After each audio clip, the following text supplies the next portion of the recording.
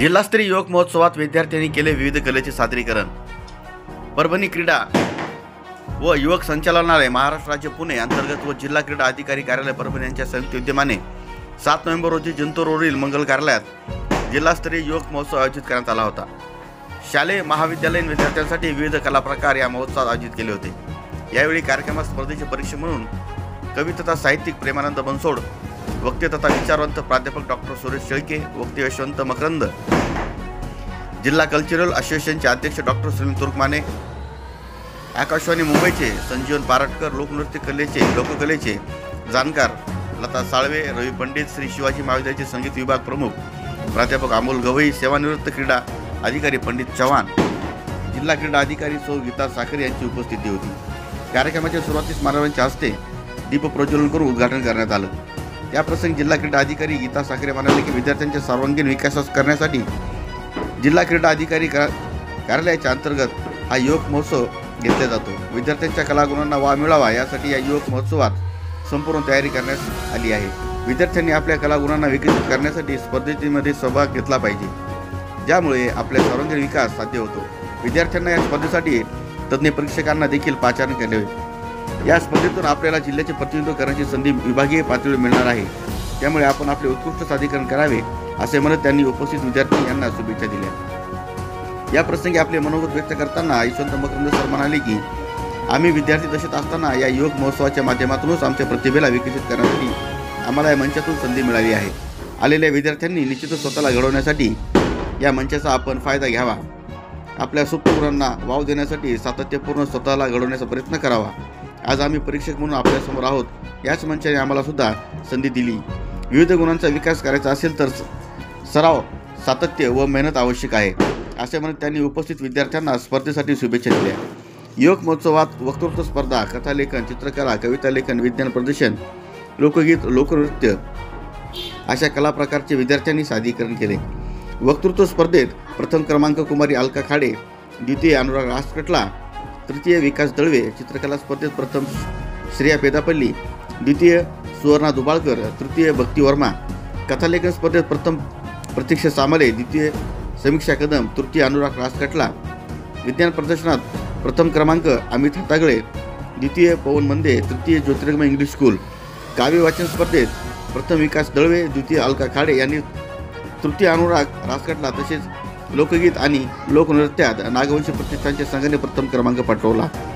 स्पर्धेचे सूत्रसंचालन राहुल वायवळसर यांनी केलं आहे।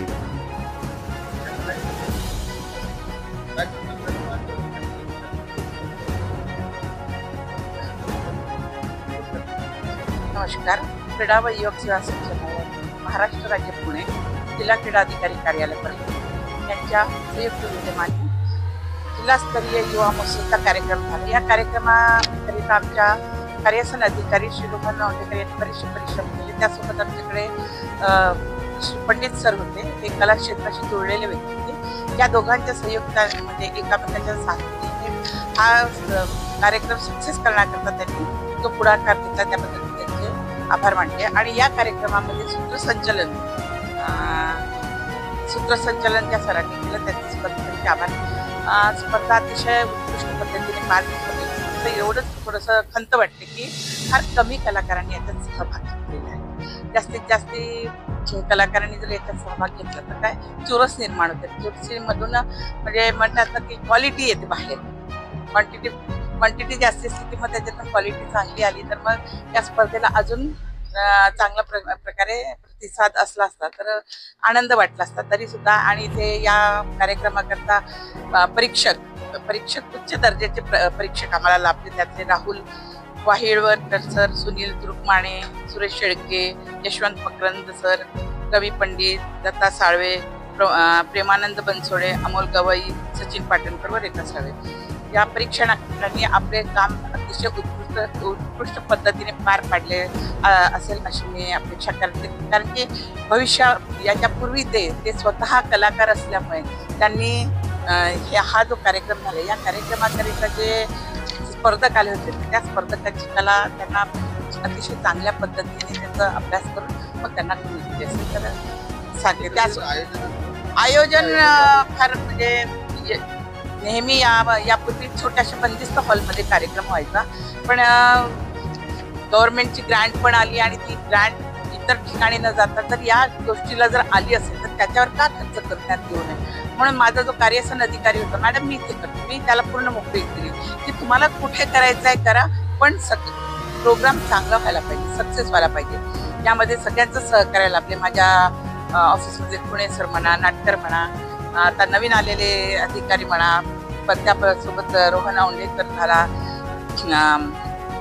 योगेश, सगळ्यांनी परिश्रम केले, धीरज, हे सगळे लोक म्हणजे प्रत्येक वेळेस धावून यांनी सगळे कार्य केले.